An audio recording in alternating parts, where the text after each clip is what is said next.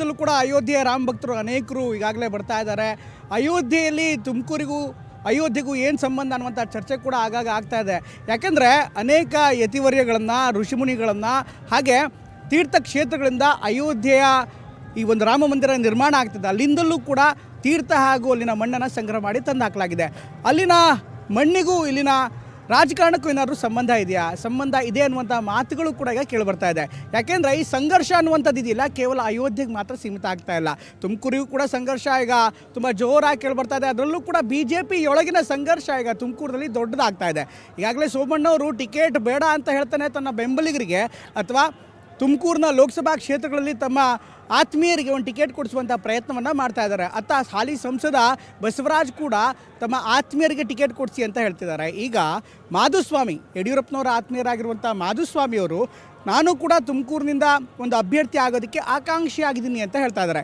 ಈ ಮೂಲಕ ಇಷ್ಟು ದಿನ ಸುಮ್ಮನಿದ್ದಂಥ ಮಾಧುಸ್ವಾಮಿ ಈಗ ಹೊಸ ದಾಳವನ್ನು ಉಳಿಸ್ತಾ ಇದ್ದಾರೆ.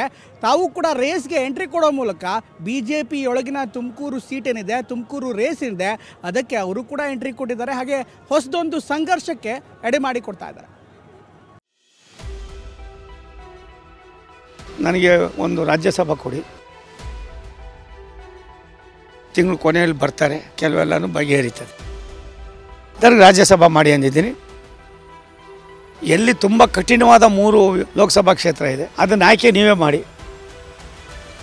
ಅದನ್ನು ವಹಿಸಿ 3 ಗೆಲ್ಸ್ಕೊಂಡು ನಿಮ್ಮ ಹತ್ರ ಕರ್ಕೊಬರ್ತೀನಿ. ತುಮಕೂರು ಸಂಸದ GS ಬಸವರಾಜು ಉತ್ತರಾಧಿಕಾರಿಯಾಗಲು ಮಾಜಿ ಸಚಿವರಿಬ್ಬರ ನಡುವೆ ರೇಸ್ ಶುರುವಾಗಿದೆ. ವಿಧಾನಸಭಾ ಚುನಾವಣೆಯಲ್ಲಿ 2 ಕ್ಷೇತ್ರದಲ್ಲಿ ಸೋತಿರುವ ಮಾಜಿ ಸಚಿವ ವಿ ಸೋಮಣ್ಣ ಬಳಿಕ ತುಮಕೂರು ಲೋಕಸಭಾ ಕ್ಷೇತ್ರದ ಮೇಲೆ ಕಣ್ಣಿಟ್ಟಿದ್ರು. ತುಮಕೂರು ಜಿಲ್ಲೆಯಲ್ಲಿ ತನ್ನದೇ ಆದ ಹಿಡಿತ ಹೊಂದಿರುವ ಸೋಮಣ್ಣ ಅದಕ್ಕೆ ಬೇಕಾದ ಆಂತರಿಕ ತಯಾರಿಯನ್ನು ಮಾಡಿಕೊಂಡಿದ್ರು. ಆದರೆ ಮೊನ್ನೆ ದೆಹಲಿಗೆ ಹೋಗಿ ವರಿಷ್ಠರ ಜೊತೆ ಮಾತನಾಡಿ ಬಂದಿದ್ದ ಸೋಮಣ್ಣ ಸದ್ಯ ರಾಜ್ಯಸಭೆಯ ಕತೆ ಬಿಚ್ಚಿಟ್ಟಿದ್ದಾರೆ. ನನಗೆ ರಾಜ್ಯಸಭಾ ಮಾಡಿ ಅಂದಿದ್ದೀನಿ. ಅವರು ಈ ತಿಂಗಳು ಕೊನೆಯಲ್ಲಿ ಬರ್ತಾರೆ, ಕೆಲವೆಲ್ಲನೂ ಬಗೆಹರಿತದೆ. ನನಗೆ ಒಂದು ರಾಜ್ಯಸಭಾ ಕೊಡಿ. ಎಲ್ಲಿ ತುಂಬ ಕಠಿಣವಾದ 3 ಲೋಕಸಭಾ ಕ್ಷೇತ್ರ ಇದೆ, ಅದನ್ನು ಆಯ್ಕೆ ನೀವೇ ಮಾಡಿ, ಅದನ್ನು ವಹಿಸಿ 3 ಗೆಲ್ಸ್ಕೊಂಡು ನಿಮ್ಮ ಹತ್ರ ಕರ್ಕೊಬರ್ತೀನಿ.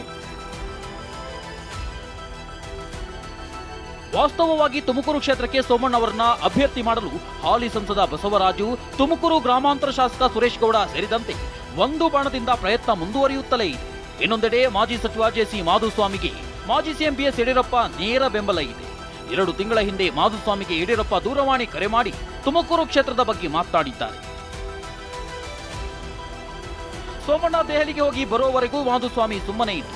ಯಾವಾಗ ಸೋಮಣ್ಣ BJP ವರಿಷ್ಠರನ್ನ ಭೇಟಿ ಮಾಡಿ ಬಂದು ರಾಜ್ಯಸಭೆಗೆ ಹೋಗುವ ಬಗ್ಗೆ ಹೇಳಿದ್ರು, ಆಗ ಮಾಧುಸ್ವಾಮಿ ತಾವು ಆಕಾಂಕ್ಷಿ ಎಂಬುದನ್ನು ಬಹಿರಂಗಗೊಳಿಸಿದ್ದಾರೆ.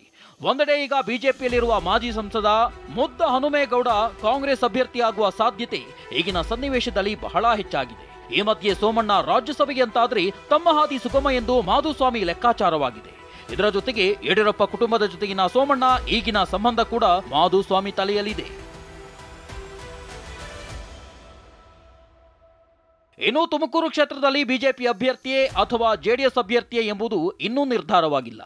ಆದರೆ ಬದಲಾಗಬಹುದಾದ ಸನ್ನಿವೇಶದೊಂದಿಗೆ ಯಡಿಯೂರಪ್ಪ ಬೆಂಬಲದೊಂದಿಗೆ ತುಮಕೂರಿನಿಂದ ದೆಹಲಿಗೆ ಹಾರುವ ಪ್ರಯತ್ನದಲ್ಲಂತೂ ಮಾಜಿ ಸಚಿವ ಮಾಧುಸ್ವಾಮಿ ಇದ್ದಾರೆ. ಕಿರಣ್ ಹನಿಯಡ್ಕ, TV9 ಬೆಂಗಳೂರು.